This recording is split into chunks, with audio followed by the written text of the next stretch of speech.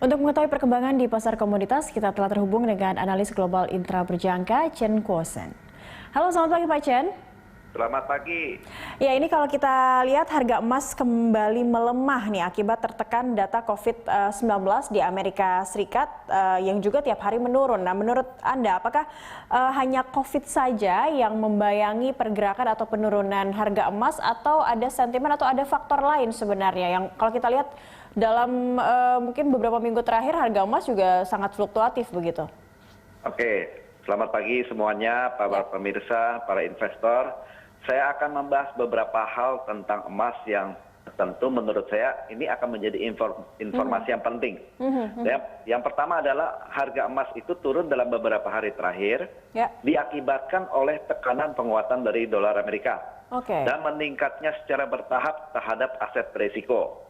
Karena kita tahu negara-negara bagian Amerika sudah mulai mengurangi lockdown dan ini menggambarkan bahwa dimulainya lagi bisnis di sana.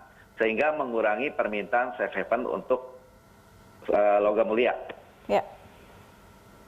Oke, lalu apakah masyarakat juga saat ini atau para investor begitu masih akan menyasar emas sebagai safe haven mereka, itu masih menjadi salah satu pilihan, atau masyarakat juga sudah mulai bergerak ke investasi lain dan ini juga jadi faktor ada pelemahan terhadap harga emas? Cukup berpengaruh tidak, Pak Chen? Halo Pak Chen. Halo Pak Chen. Ya, bisa mendengar suara saya dengan jelas?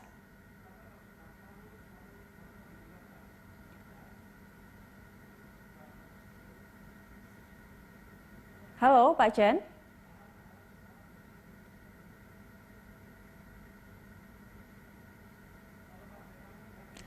Halo Pak Chen.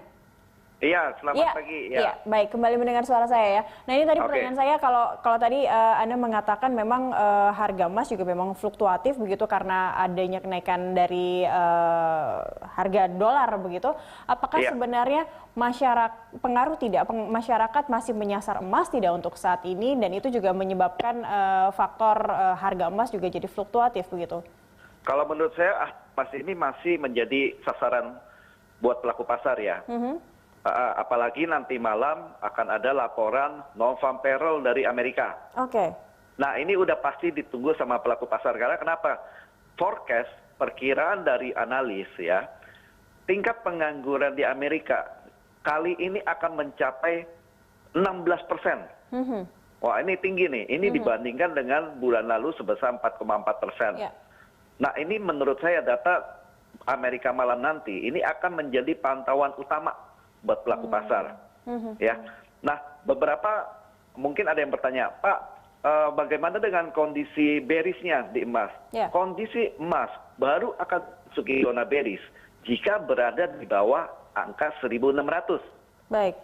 Nah, target hari ini itu berada di 1.760. Kalau 1.760 berhasil dilewati, maka emas akan menguji resisten psikologis tertingginya di 1.800. Begitu. Jadi harus kita lihat begitu ya hasil pengumuman nanti malam. Tapi untuk prediksi Anda atau analisis Anda, kira-kira untuk harga emas sendiri akan tetap di kondisinya yang melemah atau ada penguatan, dan di kisaran harga berapa begitu, Pak Chen? Kalau menurut saya emas tetap dalam keadaan bullish. Saya tidak melihat secara teknikal emas itu sudah memasuki zona bearish. Andai kata dia dari kemarin beberapa hari terakhir dia mengalami penurunan, itu hanya merupakan technical correction atau konsolidasi aja. Tapi secara tren tetap naik. Karena berita pandemi corona ini akan menjadi katalis yang cukup mendukung untuk emas kembali naik, ditambah dengan kontrol berita tentang Amerika dengan China. Oke, artinya ini adalah momentum bagi para pelaku pasar atau investor untuk menyasar emas di saat harganya juga kondisinya sedang bullish seperti bearish seperti ini? Iya, masih tetap menjadi pantauan. Ya, halo? Iya, masih tetap menjadi pantauan ya, masih menarik Mas. Oke, baik. Dan itu untuk emas ya. Kalau beralih kita ke komoditas lain, kira-kira apa yang masih menarik untuk bisa disasar dan punya peluang yang cukup baik begitu untuk komoditas yang lain selain emas? Komoditas yang lain pasti saya menyasarnya ke minyak. Minyak, baik. Iya, minyak ya. Seperti kita tahu, minyak waktu bulan April kemarin mengalami penurunan yang sangat tajam. Tetapi dalam beberapa hari terakhir, terutama di awal bulan Mei, ini udah kembali naik. Tapi cukup fluktuatif begitu ya? Iya, karena kita tahu beberapa negara sudah mulai melonggarkan lockdown-nya. Sehingga ini akan membangkitkan kembali beberapa sektor, terutama sektor industri, penerbangan, pariwisata. Nah, ini yang menyebabkan kembali bangkitnya harga minyak ditambah dengan berita dari Saudi, ya. Oke, bagaimana dengan kopi, Pak Chan? Kopi, menurut saya kopi ini masih cukup stabil, ya. Tapi untuk fokus utamanya, menurut saya pelaku pasar tetap ke arah komoditas emas dan minyak. Minyak dan emas.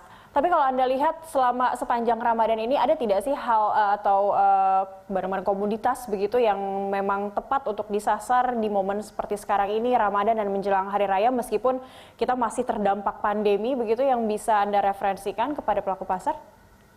Kalau di momentum Ramadan ini komoditas buat pelaku pasar yang menarik tetap di emas menurut saya ya.